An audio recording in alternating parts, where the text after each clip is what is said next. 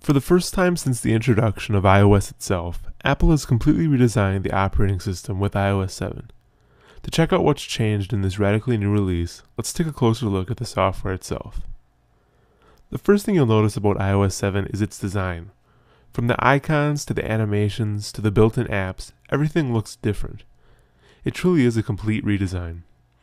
From the parallaxing on the home screen to the frosted glass appearance around the OS, you'll find little that is visually similar to iOS 6.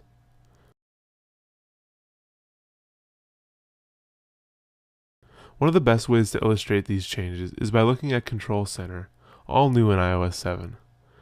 From this sheet, which pulls up from anywhere in the OS, you can toggle quick settings like brightness, Wi-Fi, volume, screen rotation, and more. There are also shortcuts to common apps, as well as AirPlay and AirDrop controls here.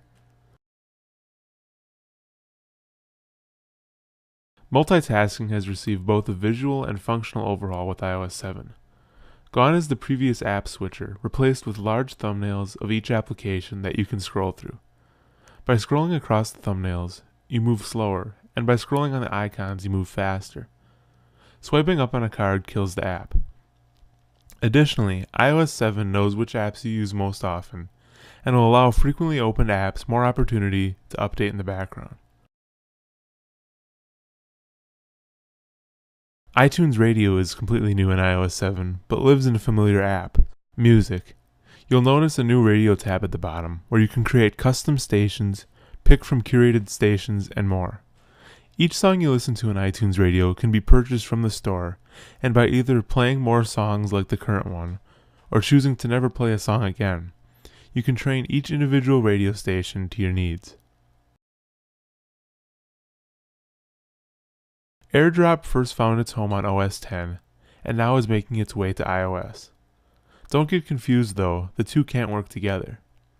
AirDrop is accessible from Control Center, where you can control who you share with. To share something, simply select the option from a share sheet. Notification Center on iOS 7 has been split up into sections that hold specific information. Today View is a new way to look at what's happening at a glance. Here you'll find useful bits of data being pulled from all over the OS. The date, weather data, stock data, calendars, reminders, even destination information. If you don't find this information useful, however, you can disable it by going into the Notification Center panel in Settings. iCloud photo streams were around in iOS 6, but with iOS 7, Apple has expanded the functionality, allowing multiple contributors to a shared photo stream. Now you can add anyone to a photo stream who you'd like to be able to contribute. It's a pretty simple feature, and it's also very handy. iOS 7 puts quite a bit of focus into the camera, and improvements and additions to it. Gone is the old design, replaced with a slider that allows you to switch through the different modes available. Completely new to the app is the Photo Filters button, accessible in the bottom right corner. Each of the live filters included with the camera app will be instantly familiar if you've used Instagram.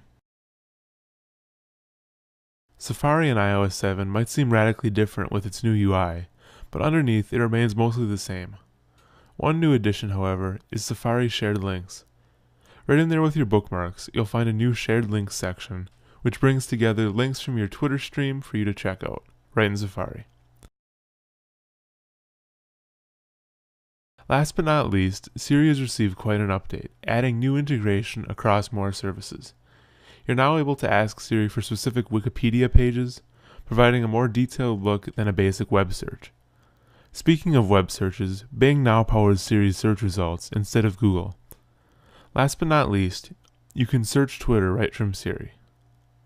With all of these new features combined with the radically new design, iOS 7 is perhaps the most ambitious release of iOS ever, and only time will tell how it shapes the future of Apple hardware, software, and services.